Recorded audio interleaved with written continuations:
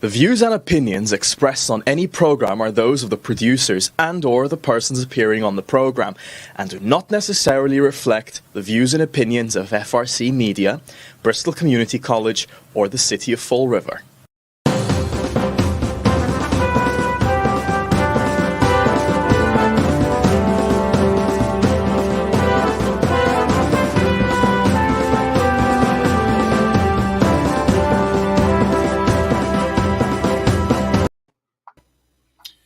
Well, hello. Welcome to Spindle City Straight Talk. I'm Chip. And I'm CJ. And it is Monday in the Rev. And time for Starfleet Commander. There we go. COVID numbers from yesterday in Massachusetts were 279,574 cases, 4,677 new cases, 11,349 total deaths. Total new deaths is 41. Bristol County had 26,154. And as of Friday, bring this up now. As of Friday, Fall River had 63 new cases and 5 new fatalities, bringing us up to a total of 6,066 cases and 192 fatalities. So the numbers are going up consistently, and people aren't understanding what's going on. Now, the interesting thing was a report came out yesterday on where the super spreaders are. And 73%, that's a big chunk, 73% of the new cases are coming from family gatherings and group gatherings and parties. 73% of the new cases. That is a big chunk of change when you're looking at that. When you're looking at 4,677 cases and 73% of them are from people that are just too inept or obtuse to, I'm using big words, oh no, people are going to get lost, to understand that their family gathering or their Christmas party could be causing this to happen. It's a big form of ignorance, as was said on the news the other night. But one of the things I think is very interesting is today's the day. Today's COVID day. Today is the day that the vaccines start rolling out here in Massachusetts. They've got delivered here. So FedEx made a big, UPS actually on the East Coast. UPS made a big delivery. So we'll see how many are going on. We'll see how many go out and where they're going. But did you hear what's happening in Washington, D.C. about that vaccine? The president, the president, the presidential staff, the White House staff, Congress, and the Senate are all getting the vaccine first. I thought we were going to give these to first responders and to nursing home residents first. Nope. The monarchy again, the elected monarchy, get it first. Although I did read a blip on the screen when I was logging in today that, and I'm not sure, you don't know the accuracy of what you read sometime because the media is probably the least accurate of everything that we deal with. But they said that that President Trump has nixed the vaccine for the White House.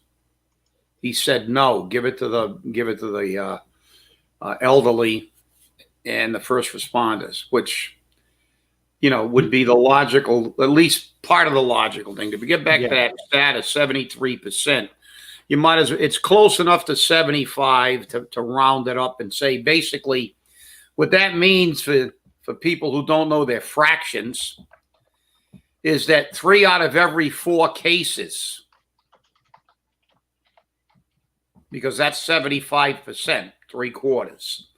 3 out of every 4 cases that we're getting are coming from these designated things, family gatherings and these other things. So, as you said, CJ, look, we've been saying that since the beginning of this circus, that the problem here is the people, and this pandemic is far worse than it should have ever become. Because people just don't want to, they just want to do whatever they want to do. And that's the reality of it. Because listen, we've already identified the most sensitive population to this disease. All we have to do is protect that population, and then everybody else social distance and do what they have to do, but they don't. And this is within the time parameter of Thanksgiving. We're hitting this thing because of the Thanksgiving gatherings and stuff like that. And so it's hard. It's difficult to look at this thing go on, but it's also hard to rationalize it and say that this is not basically our fault as a society. We have a hedonistic society. He just says, screw it. I'm not going to do it. Hey, that rhymed. It's pretty good. But they just say to hell with it. And especially younger people, they go, hey, look, I'm getting mild symptoms and I don't care. And people are gathering in spite of. And I actually saw a picture posted on Facebook of Gina without a mask. Yeah, I saw that too. Yeah, somebody posted it and called her a female dog. And today is the second day, because it started yesterday, of all these new guidelines from Adolf Baker and Goebbels, Joseph Raimondo. But these things are killing businesses. They're killing the economy, and they're doing absolutely no good, because that's not what's spreading the virus. You just said that. The reality is it's not going to a restaurant and being socially distanced at a restaurant is not causing anything.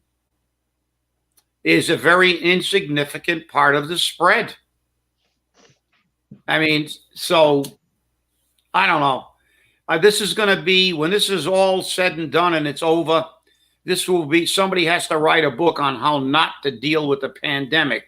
We've managed to destroy an entire economy and still not control the pandemic, because I don't know.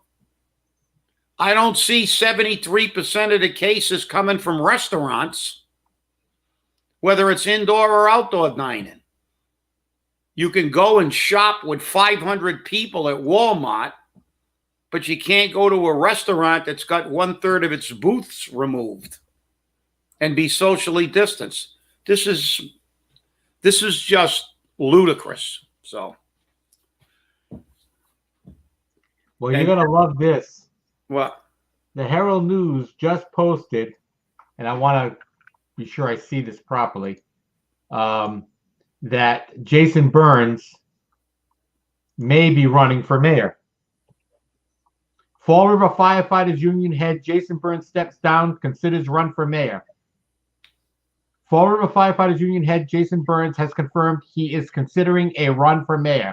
For nearly the past 8 years, Burns has been an outspoken leader in the Fall River Firefighters Union, the International Association of Firefighters Union, Local 1314, championing the fight to replace a seriously aging fleet and obtain modern safety equipment for the rank and file.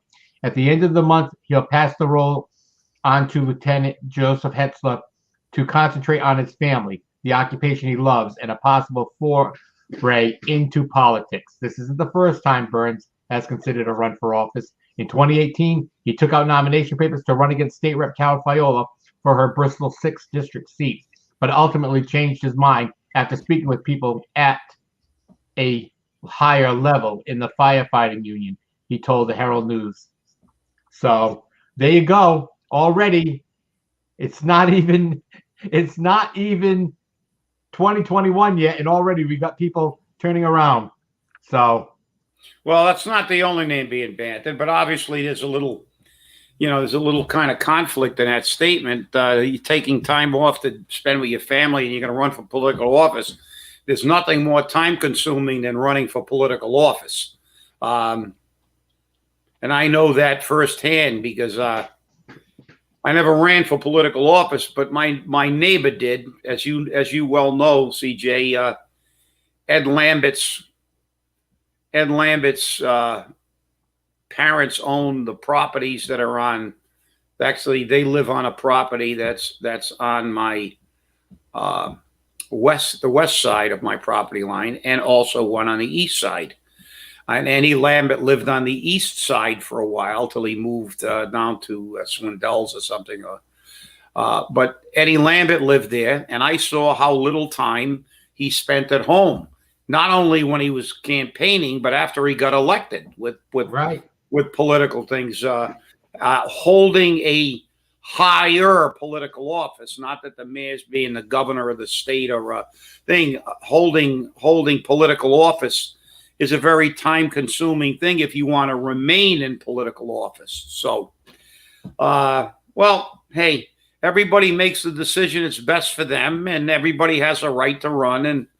And as you said, it speaks to me more about the perceived job that the mayor is doing right now, that we've already heard not only Jason Burns' name, but 2 or 3 other names being bandied around. So, I mean, when you've already got, at least 3 and possibly 4 candidates whose names are being bandied around by the political followers of the city, it kind of speaks volumes of the fact that they're really not happy with what's going on in the city. And that's pretty startling, really, to me, because, listen, with the COVID, most people are getting a pass on everything. I mean, Cuomo killed a whole bunch of people in the nursing homes, and he's getting a pass because COVID. They're using COVID for cover. Politicians. Nobody's hearing what they're doing up in Boston. Nobody's hearing what they're doing.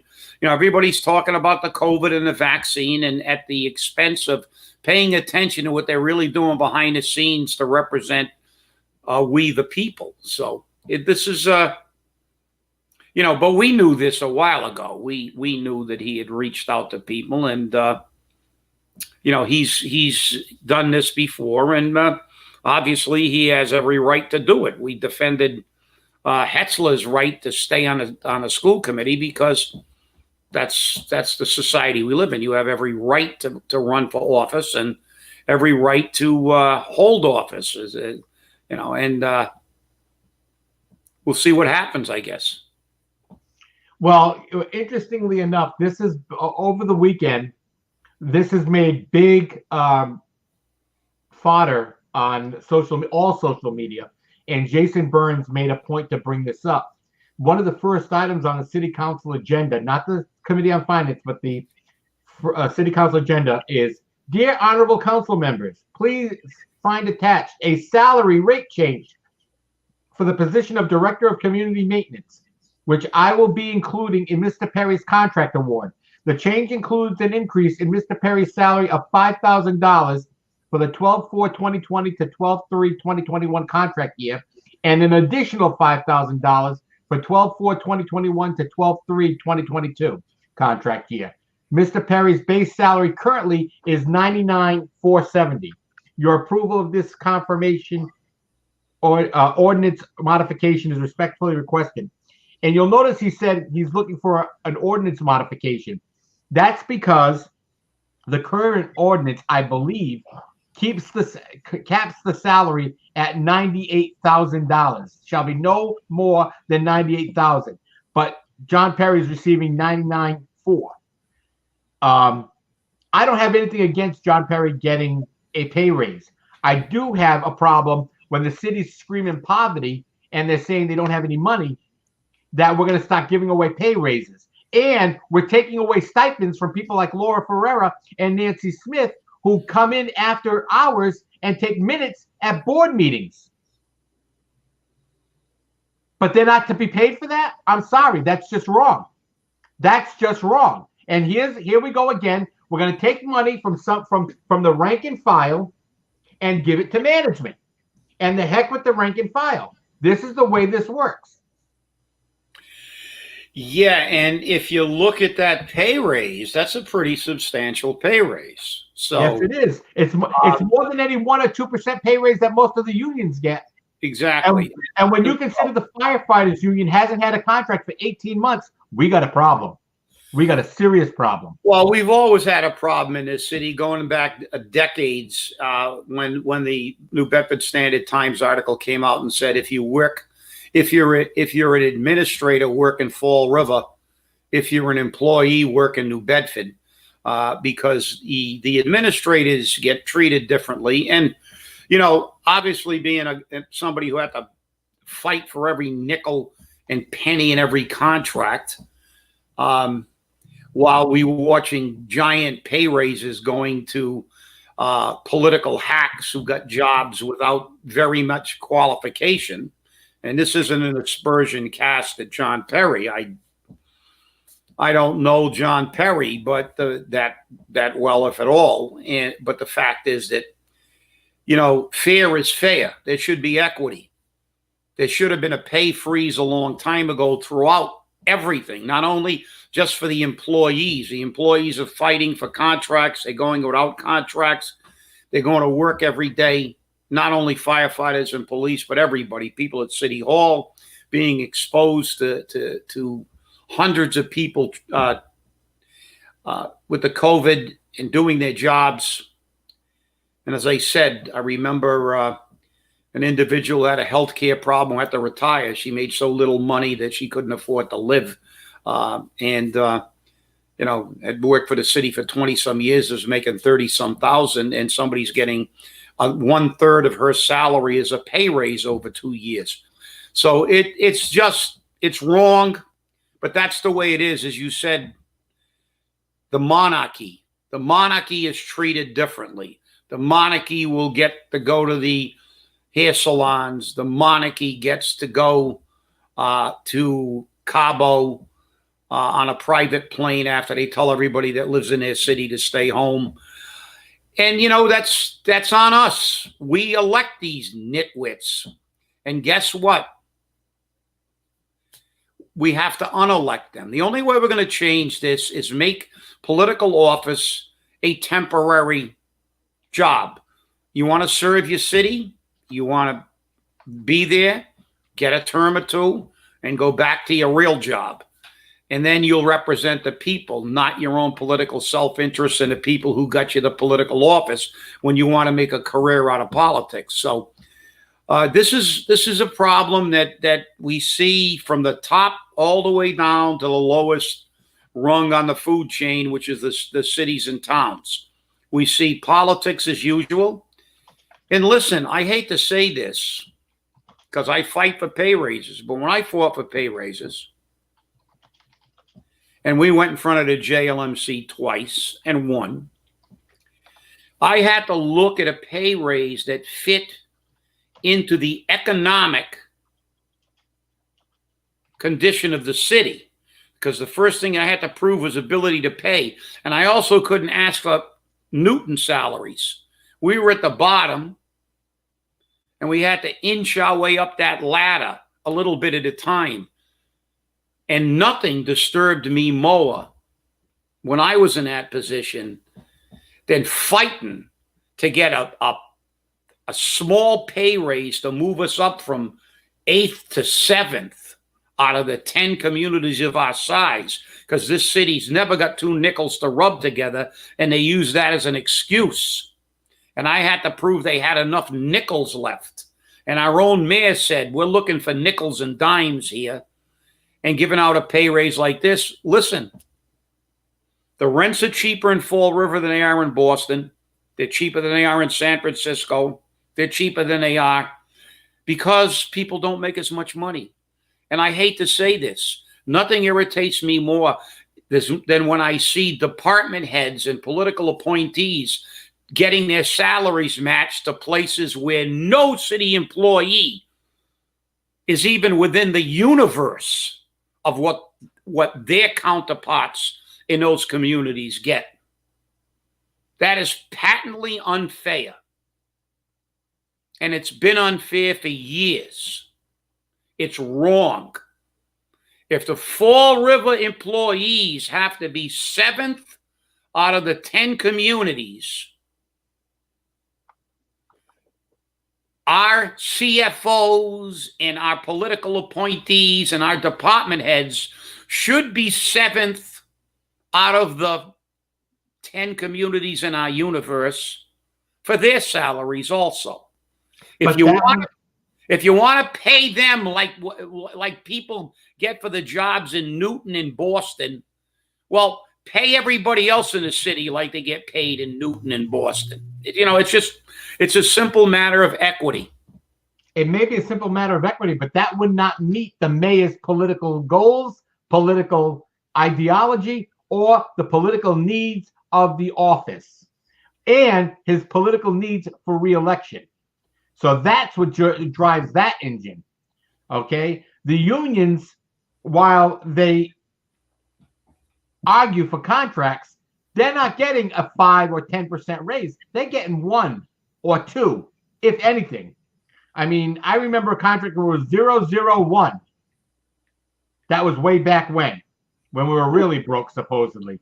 But I saw pay raises going crazy. But, you hear that regularly, 011, 012. You remember what that's like. Chip used to negotiate those contracts all the time. Yeah, well, I'm just looking at his $99,000 salary, and actually that what did he get? $10,000? $10,000 over 2 years, $5,000 a year. Well, that is a 5% raise each year, compounded. So it's a little more than 10%. Right. So you're not going to see the unions and the rank and file get anything close. And look, I'm not speaking from theory. There were years where we didn't get a pay raise because we knew that we couldn't win in an arbitration because the city was broke. And what always disturbed me was that you had people in this city who were administrative and political hacks getting pay raises in those years, that we couldn't even get one, even though we deserved one. And you had to take a 0. Nobody wants to take a 0. Nobody wants to, but who gets the zeros? Who has to wait 18 months for their contracts? Firefighters been out 18 months. The year I was elected president of Local 1314, we had gone 18 months without a contract. We went 18 months numerous times, a year, 18 months, 14 months. When's the last time you saw a city department head go 18 months without a contract, without a pay raise? How many people do we have in those positions that have automatic cost of living raises? Mary Sahadi, for sure. Everybody else, Kathy Ann Viveris had one. Automatic raises. Not ask for a raise. You get a raise, and then you get an automatic cost of living raise on top of the raise. And you wonder why there's frustration with city employees. This city is one of the most unfair cities, if not the most unfair city, in the Commonwealth of Massachusetts, because nothing pisses me off more than listening to city councilors say, well, if we're going to get a city administrator, we got to jack up the salary. And then they go, and what was the guy they had? Totally unqualified. Was a bozo. They didn't hire him, but that guy was going to start off with a paycheck that was higher than the previous guy got when he left. A previous person did when they left. Why? Under the guise of we need that to get quality people. Well, when's the last time we got a quality person? Remember the ice house guard at DCM? I knew that was coming up. Of course you did. But, we uncovered the ice guard. You read his resume. That's right.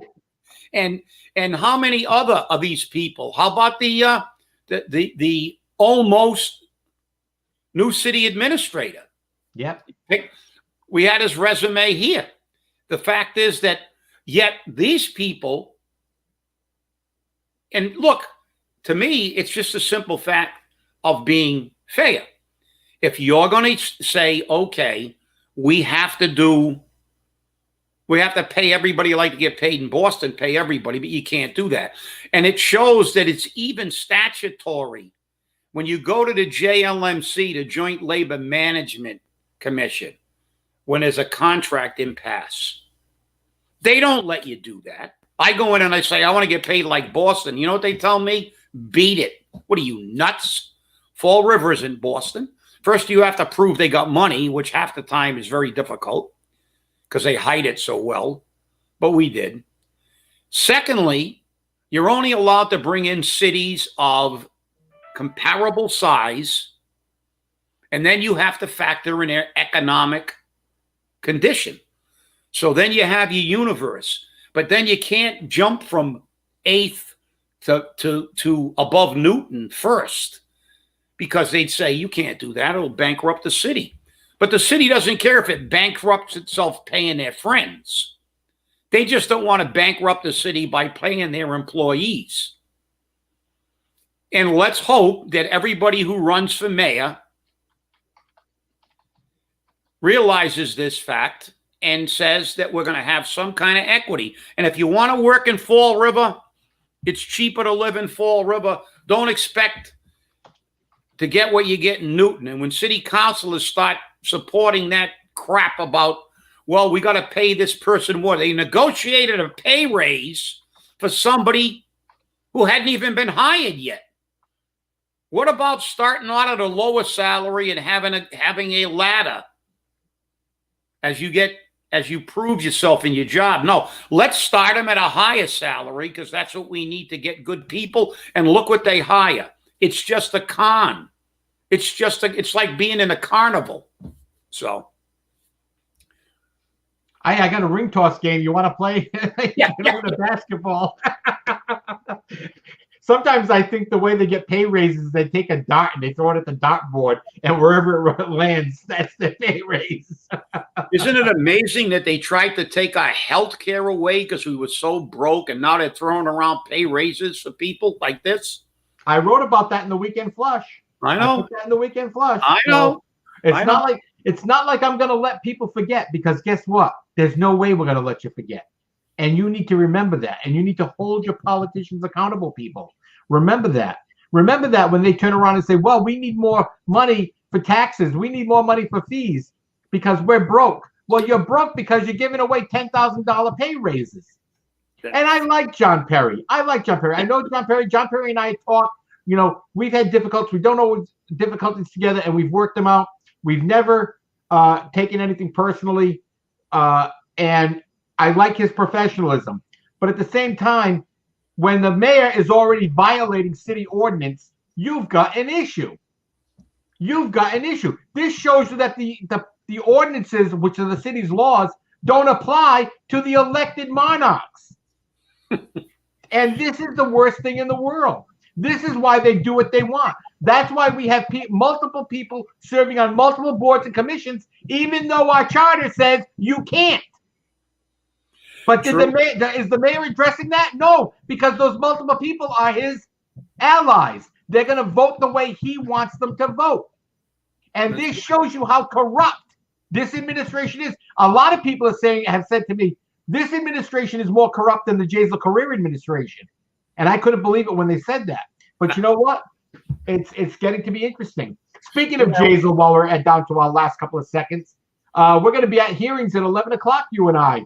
Yes, we are going to be watching. Yes. Jen Andrews' Rule 11 hearing and Jazel Correa at 11:30 for his status hearing. It's going to be interesting because both of us are going to be there, so he's going to be nervous.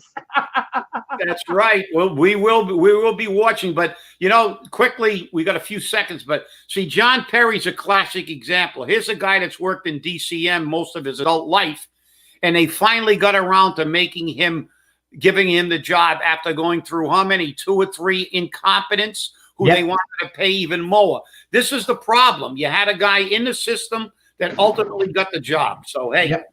Hey, thanks for watching, everybody. Remember, stay safe, stay angry, and wear your mask. Have a great day.